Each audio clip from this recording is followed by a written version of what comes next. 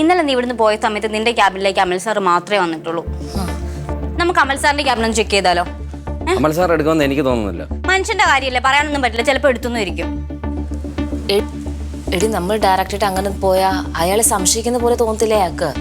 എന്തായാലും നമ്മൾ അമൽ സാറിന്റെ ക്യാബിൻ ചെക്ക് ചെയ്തേ പറ്റുള്ളൂ. അതിന് അയാൾ സമ്മതിക്കോ? അതിനൊരു പ്ലാൻ ഉണ്ടാക്കണം. അമൽ സാറിന്റെ സമ്മതത്തോടുകൂടി എടുക്കാൻ പറ്റുമെന്ന് എനിക്ക് തോന്നുന്നില്ല.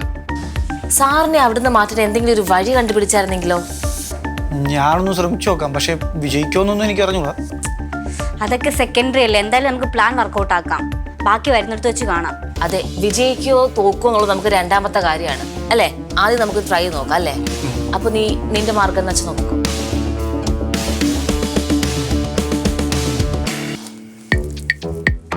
Good morning sir.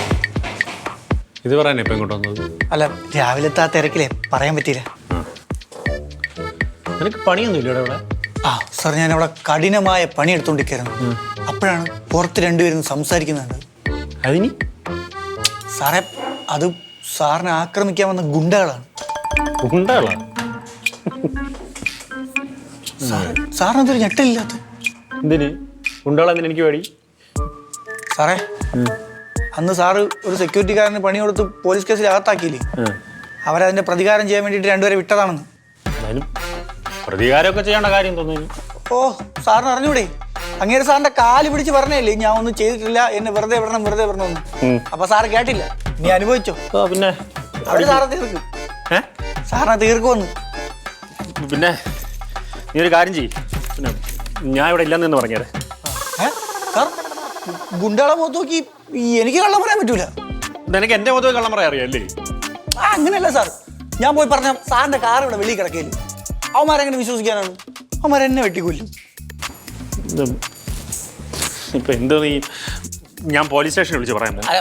അതിന്റെ ആവശ്യമൊന്നുമില്ല സാർ. പിന്നെ എനിക്കറിയണമല്ലോ ഈ നാട്ടിൽ കോടതി നിയമം കൊണ്ടുവന്നു. ഹലോ സാർ, സാർ എൻ്റെ ഓഫീസിൻ്റെ അപ്പുറത്ത് എന്നെ അറ്റാക്ക് ചെയ്യാനായിട്ട് 2 ഗുണ്ടകൾ വന്നിട്ടുണ്ട്. എനിക്ക് പ്രൊട്ടക്ഷൻ വേണമായിരുന്നു.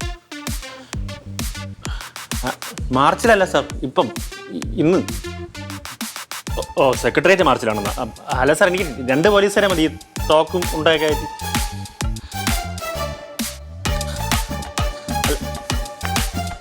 എന്തു പറഞ്ഞു സാറേ? 2 മണിക്കൂർ കഴിഞ്ഞിട്ട് വിടാം. എന്തിനു സാറിന്റെ ശവം കൊണ്ടുപോകാന്? ശവം?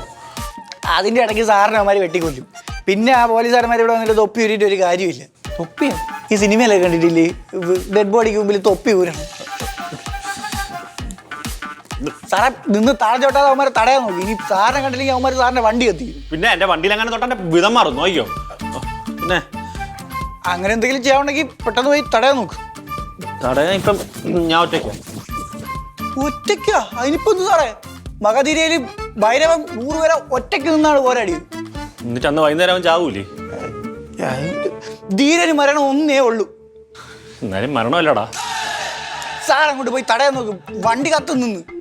വണ്ടി തൊട്ടാ എന്റെ സ്വഭാവം പറയാം. നോക്കിക്കോ, ഞാൻ ഇപ്പൊ ശരിയാക്കണം. പോയിട്ടോ.